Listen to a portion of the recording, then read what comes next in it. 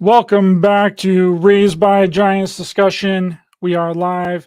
Welcome everyone in the chat. Good to see you guys and any moderators or members out there. We are back and thank you guys so much for being patient with me, not doing any shows for this past week. And thank you for all of your support over the last week with the passing of my dad. Really means a lot to me, and the kind messages and the emails and the posts that you all have sent uh, the past week has been really rough. It's been really hard on me, and very unexpected. But I made it through, and I'm back home, and you all helped me process a lot of that. So thank you all again. And without further ado, we have returning guest, friend of the show, philosopher, researcher, educator, spiritual teacher, and visionary on occult and esoteric studies, Wayne Steiger. Welcome back to the show, my friend. It's good to see you. Hi, Ryder. Hey, buddy. No, it's been a rough week, so I'll just speak favor over you and speak peace, that peace that surpasses all understanding. So welcome back, buddy. Yeah, thank you, Wayne, for your support and the support of the Soul Tribe over there on your channel around the passing of my dad. I really appreciate it. It means a lot to me. You're one of the Soul Tribe members, so it's all in the family. Well, I mean, death is a really strange thing in and of itself, right? I mean, how weird is death? Does anybody really know what death means? And that might sound silly, but growing up, I always had kind of silly questions. Not silly to me, but silly to others. I'd be like, well, why is the grass green? Why is the sky blue? Why is the sun yellow? And it seemed like no one could really answer those questions adequately, right? It was always kind of went something like, oh, well, that's just the way that it is, which is very interesting to me, especially with, school teachers, that no one really knows anything here. They don't know how and why things work and why they are the way that they are, and grass is green because of the green pigment allows grass on and other plants to get energy from the sun in order Photosynthesis, right? and in order for the grass to grow and supply nutrients, which again I don't understand why a lot of these questions that children might have isn't just common knowledge by now that really anyone can repeat. It doesn't really make sense to me. Well, you think about it, children are learning from adults who adults, for the most part, where death is concerned, are afraid of it. So the child already gets a bias from the adult because it's fear-based. And a child, the wonderful miracle of being a child is that all things are possible for a child. And so death would not be a finality, but if anything, it would be another existence where our make-believe friends, who in many cases are real, can't be seen because they're in that what we would call the death realm. I often wonder, because as a former minister, death is one of those things. I tell people all the time, I can bury you and I can marry you. Which one do you want? Some call it equal, but so from our childhood, we perceive it, and then as adults, we make it very scary. And then we become adults, and then we propagate that thought to the next generation. No one ever stopping and saying, well, wait a minute, is death really something to be afraid of? I ask people this all the time. Were you afraid to be born? Yeah. Most people can't answer the question. Well, I don't remember. Bingo. It may have been so freaking traumatic that you come in through this portal. I did a whole series on it. You're born into blood, and the minute we're here is the minute we start departing here. It's very different. I've read. Go ahead, buddy. Yeah, nothing is lasts forever. It seems in this reality. I mean, even the things that we build, unless you built the pyramids. Those seems to outlast all of it, right? And but things are finite in this reality, and that brings in the question: well, if this may possibly be the realm of death, and then when you die, you enter into a afterlife, which I don't like to use the term afterlife. I'm kind of turning that into an everlife. Call it the everlife, because energy can neither be created or destroyed, right? It's always there. So it would be more of an everlife after you pass away. But then it comes into, well, can we see that everlife while we're here physically incarnated into this body on the earth? And can the everlife, this realm of everlife beings, see us while we're here? I don't know. Well, here's how I see it. So, from a theology point of view, we're given this story that there was no death, that in the creation, this God, this unseen God, somehow created us. And it's debatable, as even within the Bible, what does that creation mean? Because in Genesis 1:26, you have the story of one set of people being created, but we never read whatever happened to them. We don't even know if they died. It was said that they were found to be without fault. Then we get the story in Genesis 2:7 and 9 of this God now creating itself, basically mimicking itself, uh, in an imaginative thought that created this man called Adam. And that death did not exist, because if death existed prior to life, then the whole story of the Bible is corrupted, because it implies that Adam already had eternal life. He was immortal in his construct. So when this God came in and cursed Adam with death, is that when death entered into reality? It's one of those questions that now, where I am in my stage in life, I look upon these and I think deeply on this, and I'm going, but wait a minute, that doesn't make sense, because if death never created, then we're going basically after this life into a void. I mean, what does it have? Structure? Does it have cities? If it's a place that we're cursed to go into, then it means that death itself is cursed. Well, that's a pretty perverted point of being. The other point of view is that this is not really life, that this is truly death. This is the illusion of something that we think is eternal, but it's not, which then defines death as our natural state of being.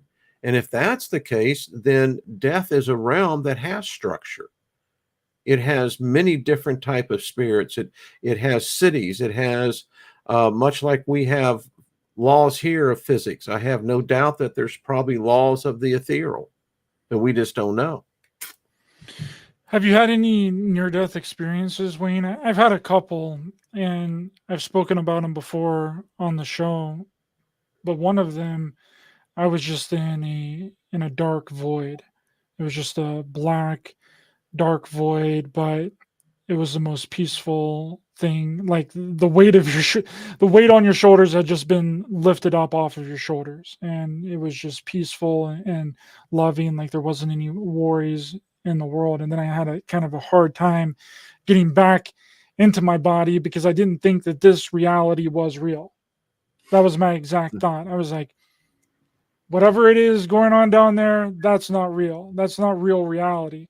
So I had a hard time figuring out which place I needed to go, which I'm very happy that I came back, because I've achieved a lot of things and done a lot of good things. But for that moment, I was like, this physical reality, this physical existence that we're currently in right now, and everyone that's listening to this is in right now, wasn't real. This wasn't the real baseline reality. Felt realer There might be a word, realer. I don't know. Realer, it felt realer over there on the other side. Is that something similar to what you have experienced? Yeah. When you were saying that, I'm always drawn to, as my grandparent raised my brother and I, so we were in Santa Clara. Anyway, the first time I had my experience with death, and not a personal one, but anyway, I was my brother and I shared a room, and there we had bunk beds, and I was on the top bunk, and my aunt showed up there, and she told me that she would watch over me all of my life. And my brother heard her, I heard her, but what we found out later was that when she was in the room was when she was killed. She was hit by a car. So going forward in life, there have been 5 that I've had, but the one that I distinctly remember was, you and I were talking before we came on live. I lived down in Texas, and I was mowing the yard and riding lawnmower, and there was a beehive that had been Africanized by the bees. And when I came by with that lawnmower, they immediately came out. Had 21 stings on this side of my temple and 6 over here, where I immediately went into anaphylactic shock. And I can, much like yourself, I was suddenly detached from my body. I saw when the paramedics came. I saw when they put me into the hospital. I saw it all, but I was, at one point, there was such a pull, and it's to me, it's much like you. I found it to be very peaceful. It was very soothing. I didn't find it to be afraid. In fact, I remember having this conversation with myself, because the doctor there was adamant. He had just come back from Iraq, and he said, "God damn it, I'm not going to lose anyone like this." And so he's making damn sure to bring me back into my body. But I remember having that discussion, kind of like you. It was like, you know, this ain't bad. I mean, I, was in my 40s then, but it was like, yeah, okay. But I came back, and again, I think like most people, we enjoy this plane, but it's from a different perspective for myself, and even more so now. I look back on it, and when I leave, I'm going to leave with a smile. I'm going to believe I'm grateful to that which created me. I don't know what that is. I don't know, what it is, but there has to have been something that created me, either through a thought, and even if it was a thought, I'm grateful for that had a thought of me, and it's been a fun ride. And I have a sense in my sense of being, Ryder, is that there's yet another adventure that is so far beyond this one, that what we've done here will aid us over there.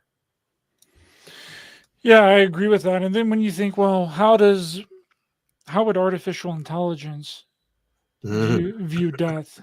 You know, how would they quantify death in their Well, we know it's listed. analysis, right? Because are we not the original artificial intelligence, Wayne? I mean, the Bible tells us that we were created in the image of God, right? Well, how do Which you define intelligence? I don't know what that image is, but uh, 'cause but I guess the first thing is so I'm a real fan. I caught up on the miniseries The Expanse, and I don't know if you've seen that, but it deals with the fact that there was an intelligence that invades our solar system. And this intelligence is on such a level that we cannot comprehend that type of intelligence.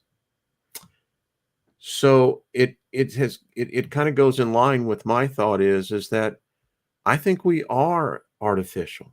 I think that they've made many mistakes, and depending on your point of view, we're just another version, hoping that maybe they worked the bugs out, but I don't think they did. Now, did our creators create us with the thought of having us 2 lives, one here and one over there? Why? But then I look in the condition of this world today. We know the spirit realm exists, at least I do. You know, can we quantify it? I believe our science isn't mature enough to quantify the spirit yet. They're trying. And I think it may be that key to immortality, if that's what we're really seeking here, which is more eternal, life or death. Yeah, and what are we creating artificial intelligence in, right? Are we And then my not? question is, why are we creating artificial intelligence? What is really the end game here? Yeah. Well, I mean, are we not creating human cyborgs in our image? Would it not? Would they not look exactly like us? I'm pretty sure that's what people expect. That a human augmented into a cyborg would look identical to us, pretty much indistinguishable. Well, So, when you talk like that, I always think of the Borg. But you see, I come out of Christianity, and Christianity is the Borg. Any religion is the Borg. Any belief in a political system, if it captures our ideology and limits us into this finite box, then I'm going, wait a minute. I don't want to be assimilated. I don't want to be, if I'm a free spirit writer, if that's truly what we are, then it seems to me that, why do I need to commit to a belief system? Why can't I just experience it? yeah. Well, I mean, also you look at Christianity, and Christianity kind of takes science out of the The equation. equation. But I mean, I understand that to a degree, though, Wayne, because belief and imagination is very important in the human consciousness. If we don't have It belief, comforts us. faith, and imagination, then we're essentially already robots. That's what we would be. We'd just be a bunch of robots just walking around. We wouldn't have any difference of opinion. We wouldn't have a difference of belief. So on one hand, I see what Christianity is kind of doing there. They're trying to keep the faith and the belief and the imagination alive by cutting science out of the equation, which I can see both sides of it.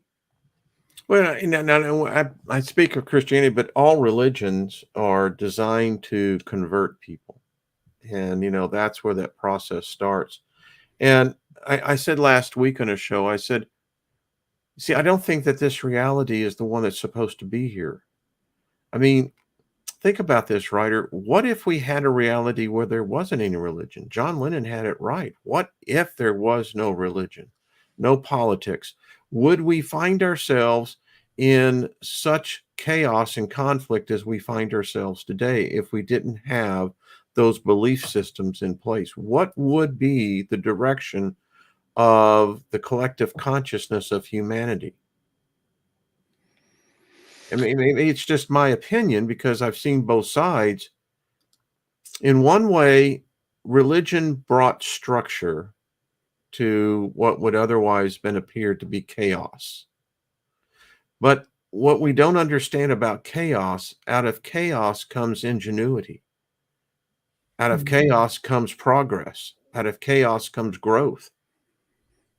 What I have found is that when we are completely satisfied, idle-eyed, where we're just idle in our thinking, that's where we begin to collapse. Yeah, I think that we need that resistance, and I what we've created here feeds off of resistance. Now, what would happen? Which is kind of the question that you're asking. What would happen if we didn't have that resistance? Right. And I really believe that. I think anyway, if people would just take a step back and be like, "Okay, let's see what you got," you know, Mhm. stop the resistance because the resistance is actually making it worse. And when you stop the resistance, you make the oppressors or whoever reveal their hand. And that's when you can come in and crush them. But people really aren't playing the smart game here. If half the things that theorists say that are going on and what the future holds in the Illuminati's plans, right? Let's see it, and then you hit them back twice as hard. You hit them with the okie dough. What we've been doing isn't working because Doesn't seem to be. the resistances aren't working. And if we keep going in this direction, the resistances will always be crushed because it's already been planned for and built in and baked into the entire narrative.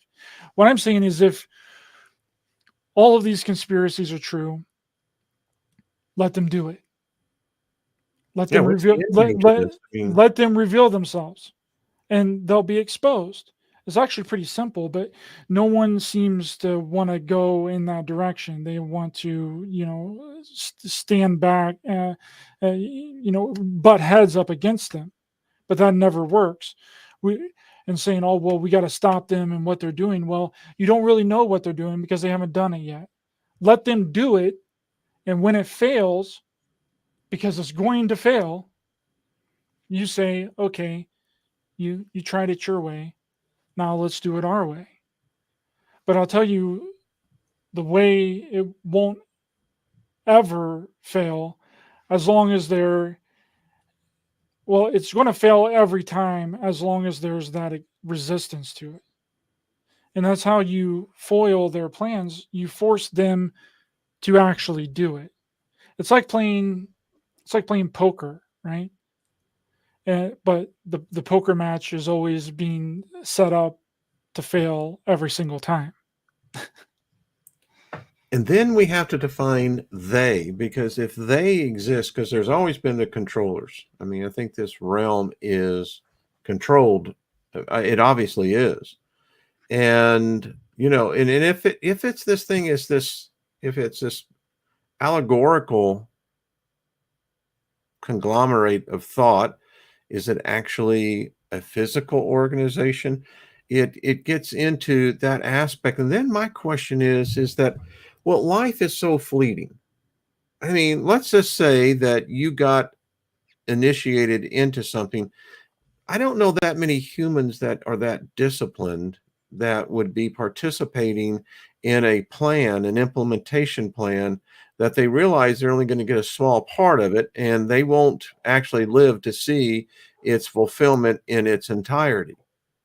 Now, I don't deny that there's probably people that may be like that. But if that's the case, then what are they really fighting against? It would be death, right? Death would be the total equalizer on this equation.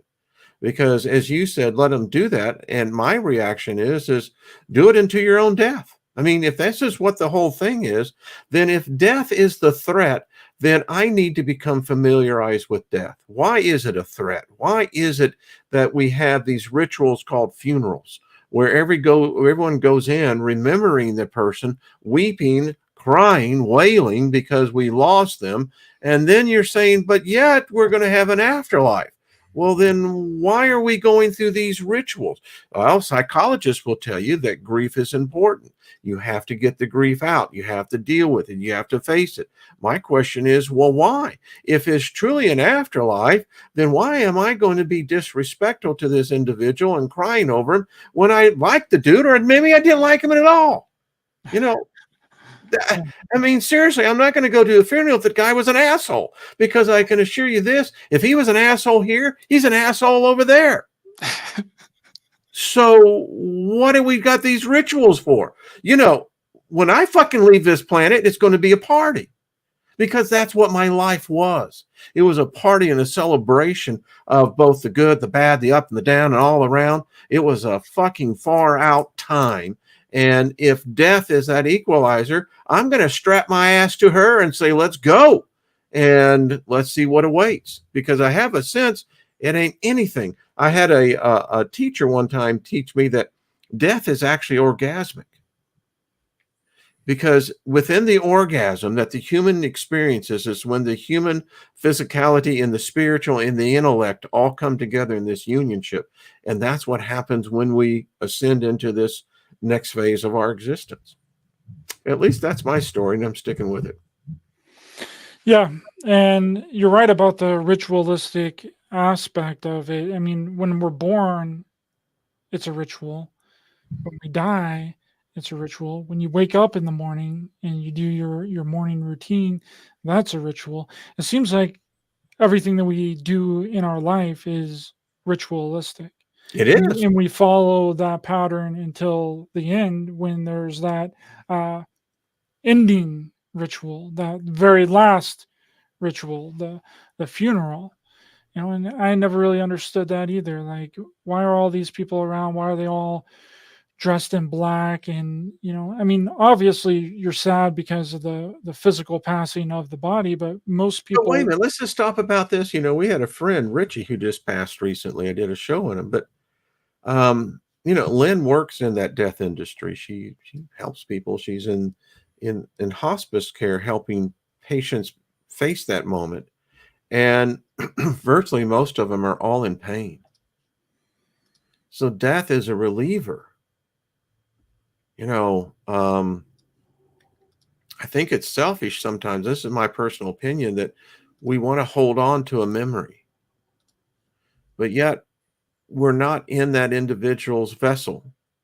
And so often death is met with great physical pain because the body just begins to shut down.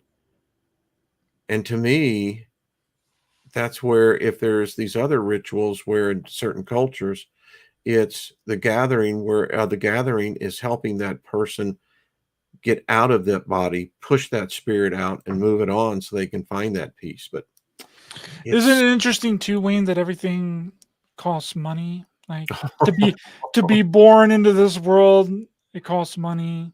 To live in this world, it costs money. To die, it costs cost money. money. Yeah, it's $100 billion industry, and a small group controls the death industry. It's very powerful. Paul Joe says my daughter is a hospice. Yeah, yeah. It's one of the most, I think, the greatest gifts that one human being can give to another human being is providing that, because that's when it's all right, Ryder. That's when it's all out there. I mean, there ain't no more playing games, because we have this thing built in us that everybody else dies, but not us.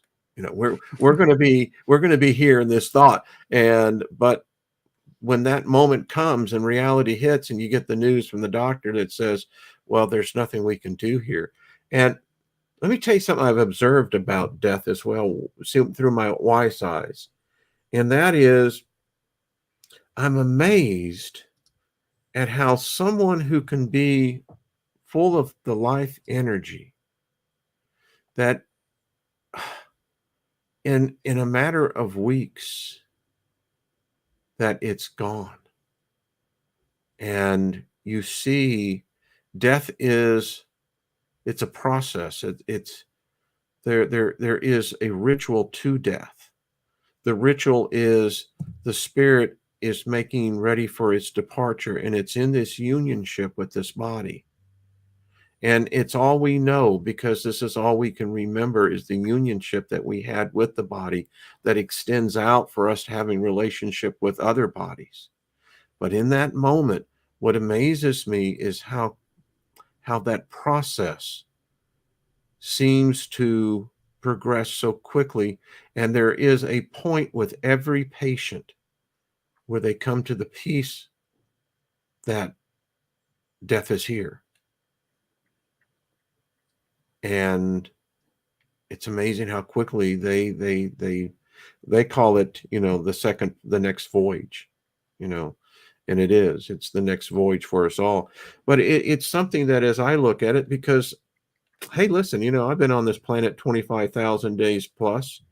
As Jean-Luc Picard said, I have fewer days ahead of me than I have those behind me.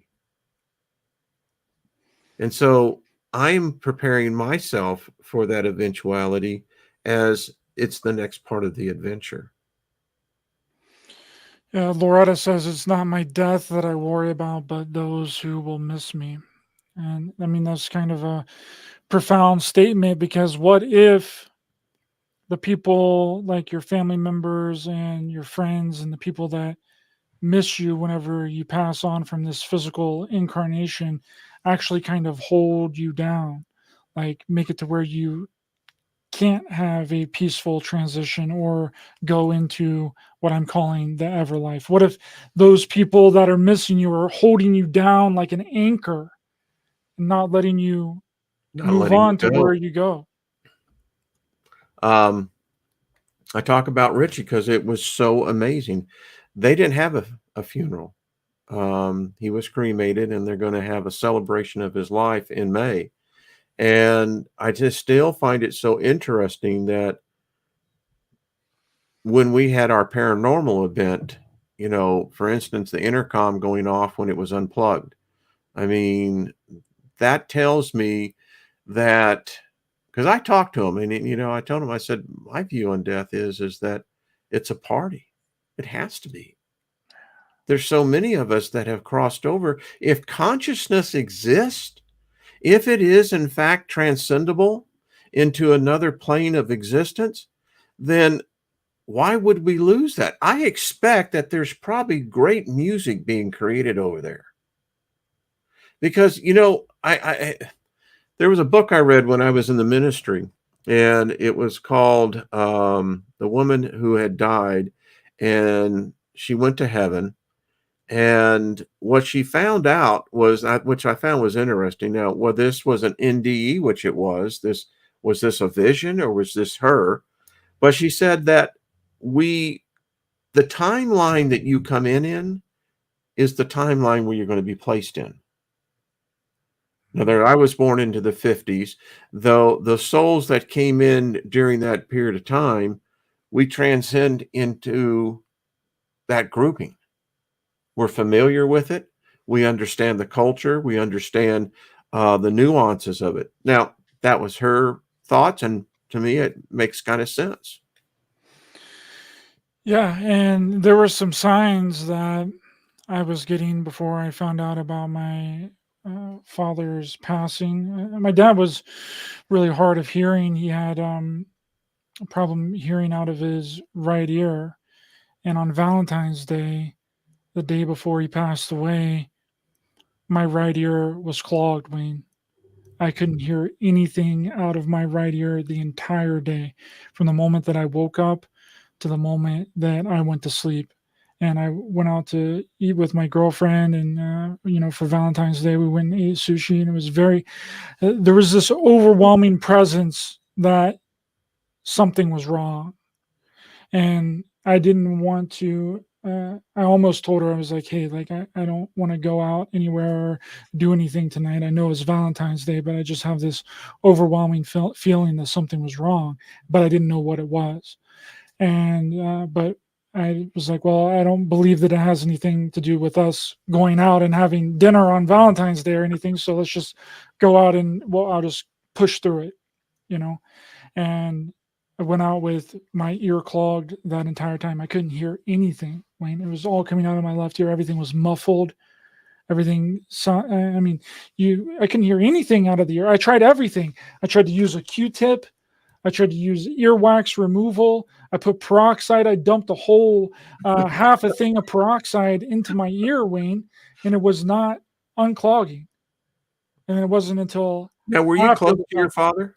I was very close to him growing up, but I haven't been as close to him for the past several years because I don't live in that area anymore. So, but we were very close growing up, and it wasn't until after the fact that I realized that that was probably a sign from him, Yeah, yeah. letting me know what was going on, because I had just that overwhelming feeling of Where did he stand some. with his spirit? Was he a religious man, or was he He believed in the Christian point of view, but okay, it wasn't that he wasn't open to a lot of other things. He was open-minded? very Yeah. very open minded about a lot of different stuff. but he primarily took the Are you the took eldest son? the I'm the only son. Okay. Yeah. Yeah. But I Makes just it was like, that's not a coincidence, that because that's Was never he sick happened. already, or was this unexpected? It was unexpected for me, but for the people that were there and was around him, they knew that he Yeah. wasn't doing the best. But I was getting information that he was okay and everything was fine. So it hit me as a shock because I wasn't aware of the situation at all. If I was, I would have already been there. Yeah. So I didn't know how sick he was and the things that he was going through until after the fact.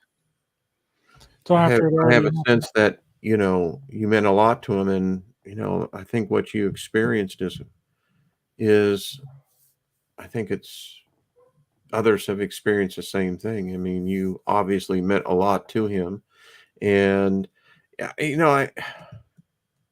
it's amazing, I think, when we begin to see through the veil what we can and cannot do. I think that there are things that we're allowed to do, and in that transition part, I think that's when start emerging as these supernatural beings. And I have no doubt that your father was.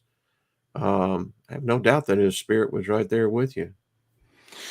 Yeah, and I didn't really think any. I mean, I knew something was going on and something was wrong for sure, but again, I didn't know what, and I didn't have a thought or an idea that he was as sick as he was, and so it didn't even really cross my mind at that point Mhm. during the time that it was happening. It wasn't until the next day that I put it together. I was like, he was trying to tell me. He was like, that last little symbolic effort that he could try and somehow connect to me before he passed away. Trina said that it's interesting when she went to a funeral that it was the person's father had passed, but she was distinctly had this impression that we form these conscious, oh, paths, connections. We expand our consciousness net out, and it's by the ones that we love and care for. And I keep saying, people, I ask them all the time, I said, well, since death is the inevitability, so what are you expecting on your death? What are you expecting to go into? So it's a question I'll ask you. What do you expect to? Because we're all going to face it. That moment where the cord of the soul and the spirit and the body are separated, and we're now out there. So, what are you expecting? That I'm not really too sure on. I think that I'm just gonna, whenever it happens, I'm gonna let whatever happens happens, and I think that that's the important part of it, is not to hold so tightly onto this reality, and with the ability to let go. And we think that this existence is all that there is because we're in it right now at this very moment, and we have these material things around us that makes this reality feel very real. But like what I was explaining earlier with my near death experience, it didn't feel like this reality was real. This felt the opposite of real when I was I have a outside of my theory on that. body. Why we experience that?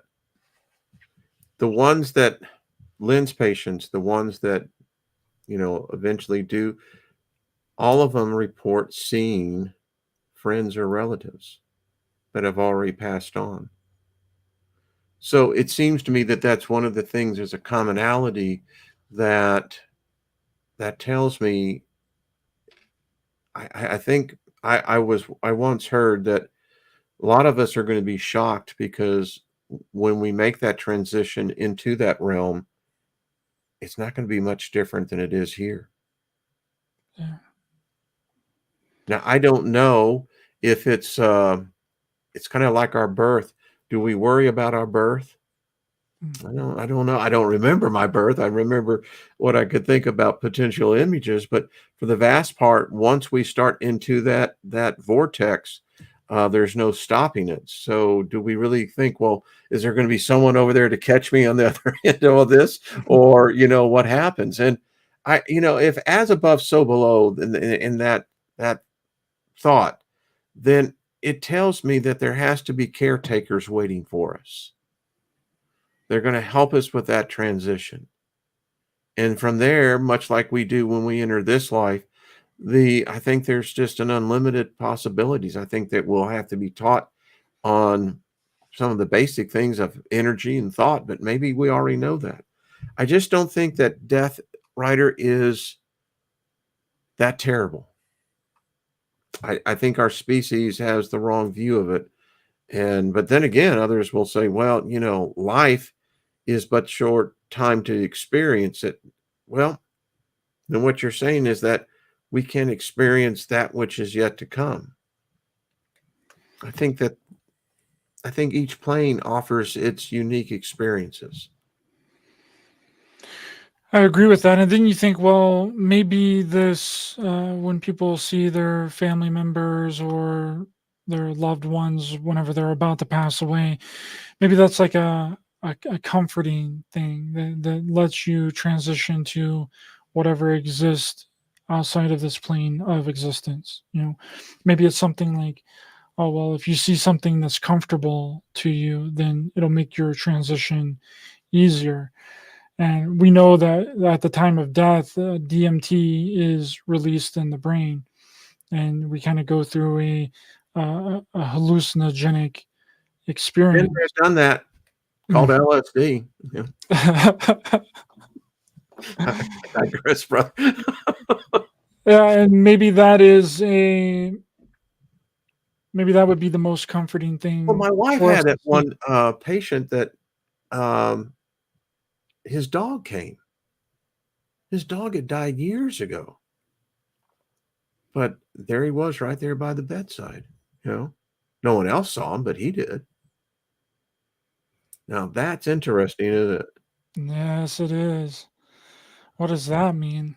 Does that mean the connection to animals or people are so strong that it brings them back in a holographic type of sense or in a spirit sense for that moment of comfortability and that moment of passing to the other side? I mean, we take things, inanimate objects as, in areas that we live in, we're connected to that as well. So, you You know, know what I thought when she told me that? I said, that was his spirit guide. May have mm, been his dog. I have no doubt of that. But yeah, if I was transitioning, and if I had that connection, and I do, I have Dancer, she's been with us for almost 14 years. But the dog would be most people would have trust in a dog. They would find the dog that would be faithful, loyal. I couldn't think of a better spirit guide in transitioning than that, really. More so than I think a family member. yeah, Because every brother and sister has been an asshole somewhere along in life, and you don't forget that, you know? You know? yeah. Some are pranksters, and you're thinking, "All right, and something's gonna happen here." No, I'll follow the dog, thank you very much.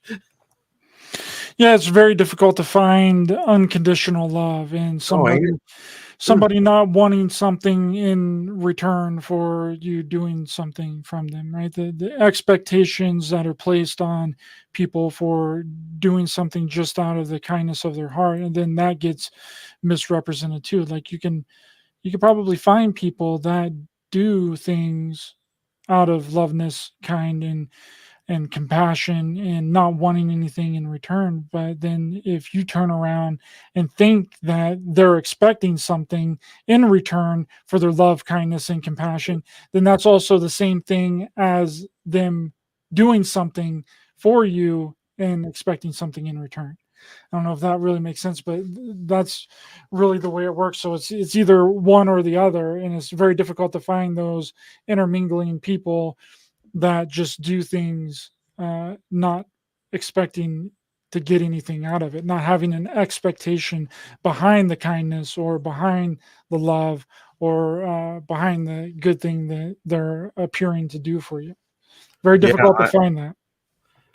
the closest I've come to that is with my wife, and then right behind that would be my dog. I mean, Dancer shows me absolutely unconditional love no matter what. Yeah.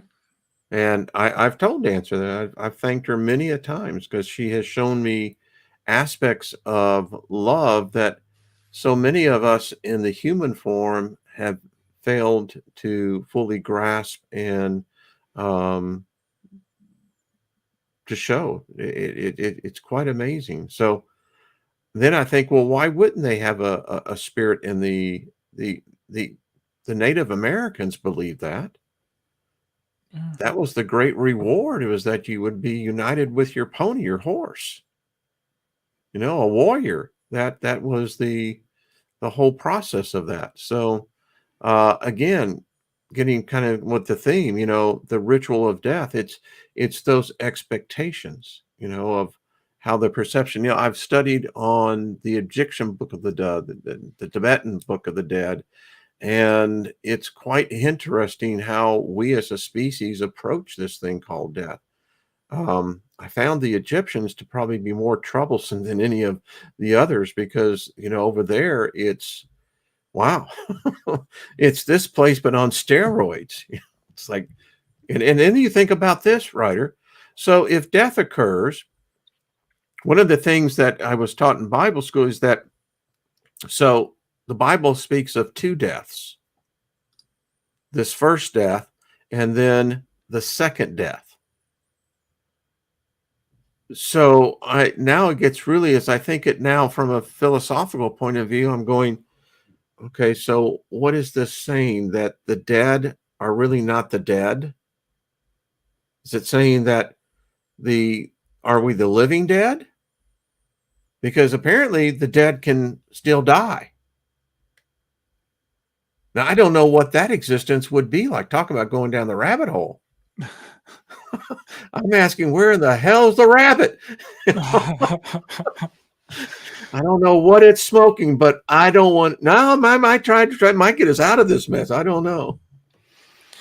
But Yeah, death after death. Oh, shoot, I wouldn't even know where to well, I begin mean, on that. if that's the fear, what they're using against you here is this: is that what they're saying is that there would be no more consciousness of you. So if your consciousness doesn't exist, then you no longer exist. But here's the problem. As long as this realm exists, this universe, you and I right now, our image, our voices are being translated into energy waves, and it's expanding out. It won't stop. It will go forever. So how can you threaten me with a death of no consciousness of existence? And as I did my show today, we know that Google, Microsoft, Facebook, what they have been doing for the last decade is building digital doppelgangers of us. Mhm. There is another us that exists. If you've been on the web, there's another you. It may not be mature, or if it's like, if you're like you and I doing podcasts daily, we have an extensive avatar that is living, has its own relationships that mirror ours. Why? Because AI and this thing can easily extrapolate it. So then if you're saying that I die physically, but my consciousness is thought, then my thoughts that exist in this realm means that I'll be perpetual. Now, I don't know if that's a trap, if that somehow prevents us for something on the other side, or if it's just something that now becomes immortal. That's a really interesting thought. Maybe that could be the case. I mean, that could be the reason why collecting all the data from everyone, seeing what they watch, what they like, what they comment on, what tickles their fancy because they're trying to duplicate. But then that gets into, well, where does that other avatar, that digital avatar, where does that exist? Does that Well, that's exist the in? interesting thing. I Mm. mean, we're talking on this thing called the internet. As I brought up last week on my show, was that if you look at the ARPANET that then became the Ethernet, was that just by coincidence? the ether net. There Mm. is this theory, Hawking's had it, is that we have created this digital universe. It's real. It exists.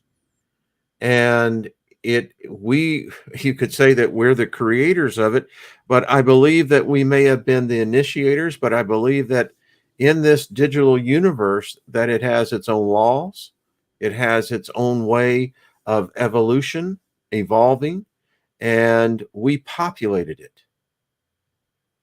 And it's kind of like plug and play. When I was developing pay at the table here for the United States, that was the big thing. How do we get a fat client solution into a thin client application? It's the same thing we're doing here. I mean, this universe, this place exists. Now, I don't know if when I transcend this body, that if my spirit will be able to grasp it. I don't know. Is it beyond the reach of the human spirit, the human soul? All I know is that it took us and it's using us. And again, you think about this for a God. I don't know of another God that's ever done that instantly had 7 billion people populate its universe. This is mind fucking blowing stuff when you think about it, because the reality is it exists. Mm. And this is not playing games. This is not, make believe. This has actually happened. We know Bezos, Musk, all of them, Zuckerberg, they're looking for immortality.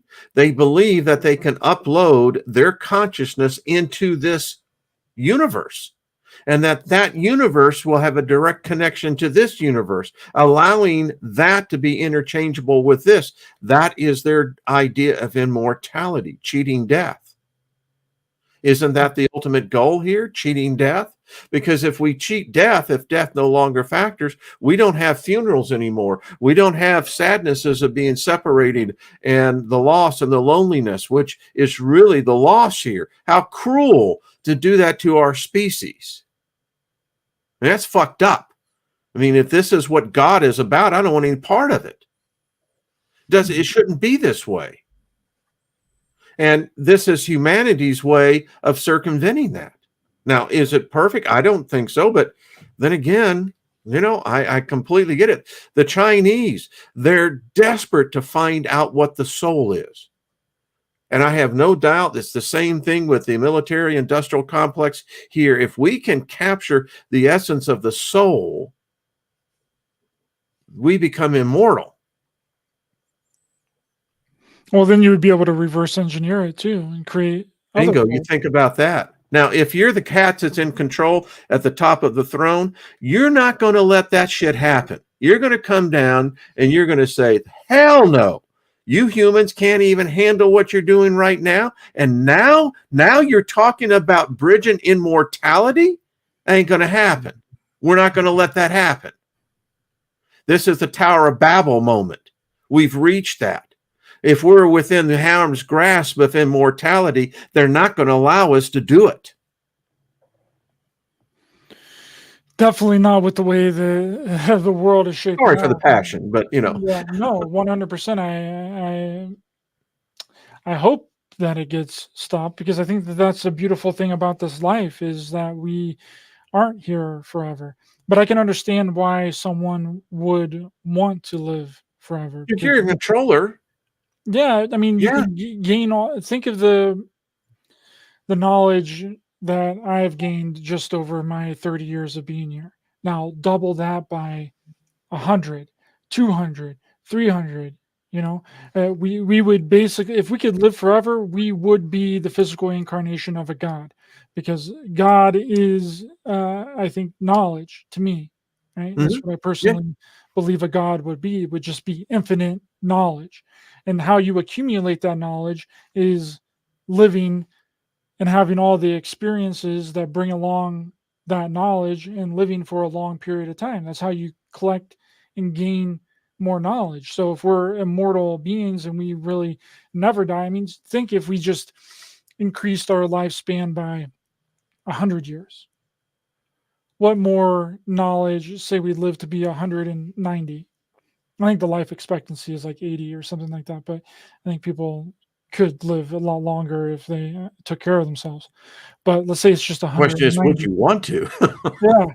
But if we just tacked on an extra 100 years onto our lifespan, I mean, what more could we achieve in that amount of time than just the average amount that it is now, which is like 80 years old? We would be able to achieve a lot more in our life. So I understand and I get the idea of wanting to have a longer lifespan here, because you think about it, like our lives are like a little blimp on the radar of the entire time scope of everything, the entire timeline. It is literally a percent of a percent of a fraction of a percent Blink of an eye. that we are here. You know, so I see both sides of it, and I think that if the immortality aspect could be actually used for good, and that it would do some form of good, but the direction that it's being taken, I don't see as something that is beneficial for humanity. They're wanting to take it the more evil side. I mean, I see the personification of what people would call the devil, or this enemy within human consciousness. Then I see the personification of what people call God, and that's should be really alarming. It so following on that thought, so when we talk about what is God is it knowledge? And I like that because it defines what intelligence is. But our species, there's something wrong with us. Our history shows that we can't live in peace, that we're always at war. It seems like we I told my audience today we're a broken species. Um, I grew up where there were abused children. I was one of them, and there were some of the children who just their souls were broken. We're like kids like myself, we were resilient. You know, that wasn't going to hold us down, but I saw them and I saw what they turned out in life. And I think as a collective, Ryder, that's the problem with our species here. This is why I don't believe in salvation. How does salvation work? I was taught that Jesus was come down and when you die, you're going to go to heaven because, you've been saved. But how does that work? I mean, how do you remove that which is a part of us? I mean, if you're saying that I'm going to be somehow transformed, then you've altered me. I'm not me. And that's the problem with our species. We are a war species. And quite frankly, here's what I think. Is it just common to man? Or is it what the universe is? There's other lives, there's other species out there. Are they plagued with the same, um, you know, schizophrenic battle within their heads? They're both God and the devil. And if that sickness prevails in the universe itself, then this is above you and I. You and I have apparently been in this thing for, I don't know, maybe from the very beginning. Now, I don't know if we're going to get bonus points for where you and I discussed today because we exchange esoteric knowledge and we have an audience that follows into that same vein of thought. Because you can't strip us from the knowledge that we've obtained. If we've obtained this, then how does that put us at advantage over into this other realm? But get back to the point where we started this. So we have humanity today seeking immortality. I don't believe that we're ready for immortality. We're not mature enough for that. I believe we're immortal spirits, but I don't believe that as incarnated beings in a temporal body that we're ready for that. We're such a young species, and I just hope that I don't know. Some believe that we may be coming to our end. That this is a civilization. We're number 7, and we're on the verge of a collapse. Well, if there's a collapse coming, kind of round this up, then that's going to lead to a lot of death. You know why I left the Nibiru community? Because I realized if Nibiru was true, and that if it actually come through this and the Anunnaki were true, then really what we're looking for, we're heading to a big old shitstorm where there's going to be billions and billions of people dead. Now, if you have 1 billion people, let's say at one time, that die, what does that do? I keep thinking, what of an impact on that would have on the ethereal realm? 1 billion souls, 2 billion souls passing through. These are things that I don't think are thought out enough. There would be a long waiting list and a long line, and there would probably be a shortage of chairs for sure. It's just like they said at Woodstock, I sure got to pee. Oh, man, where'd the time go? I looked over that. I mean, holy crap, as an hour has passed. It's like, yeah, well, when we get into these conversations, especially with you, Wayne, time just seems to fly by. But really quickly, Matthew, thanks so much, brother, for gifting 5 Raised by Giants memberships, brother. A big time supporter of the show, always doing amazing work. fantastic. And, gifting those memberships. Wonderful return back to you, Matthew. And a new Ryder Rangers members only video will be dropping on Friday. So if you are a Ryder Rangers member, be on the lookout for Friday for that new members only video. And really quickly, Wayne, before we go, compounding off of your thought there, what I see the most, Wayne, is that people lack the ability to be present, right? They're always distracted.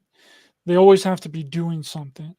And when really we're the only species on the planet that we know of, right? I'm not saying there could be other beings here, but we don't know that for sure. But we're the only species. I dated the devil, but anyway. that can bring a thought form or an idea into reality. I personally believe that we are creators, and we have something within each and every one of us that has the drive to create something. And if we're not creating, then this void fills up inside of us, and it grows and it grows, and we become depressed, we become sad, we become downtrodden, and we end up just existing. And no one wants to just exist. And that's where we get these 9-to-5 jobs. That's where the 9-to-5 comes into play. And it gets a majority of people, of the population, it gives them something to do. But in most cases, those 9-to-5 jobs aren't fulfilling. And the resentment continues to grow. And unless you can figure out a way to step outside of that pre-programmed societal conformity, then you will be stuck working, paying bills until you die, right? And that's not the kind of life that I want to live. And I'm lucky that I figured this out early on, that we are creator beings and we are here to create. And when you look at all these megalithic structures all over the earth, were those built using a monetary slave system? Right? Do we really believe that the amazing architecture was created, like the giant cathedrals and these huge paintings? I just went to the art museum in Cincinnati. Some of those pieces of art, Wayne, are freaking huge. I don't know where they were painting these paintings for them to be that big. Like, how big did those houses have to be for them to paint those paintings in there? And but was all that created using a monetary system? I don't believe so. I believe they came from the imagination, thought forms, ideas, and the desire to create something very spectacular, stunning, and beautiful. But nowadays, no one wants to do anything unless they're getting paid. And that's what, in my opinion, has been the biggest crux on creativity. It's diminished it. It's stunted the growth of creativity.